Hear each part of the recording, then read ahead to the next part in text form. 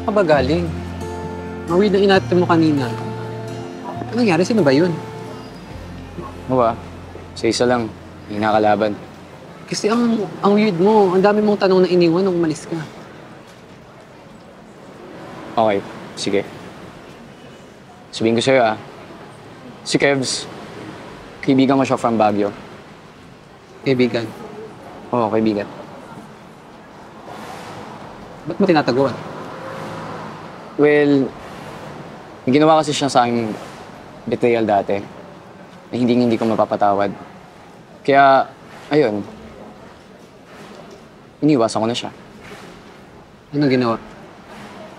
Basta, hindi mo na kailangan malaman.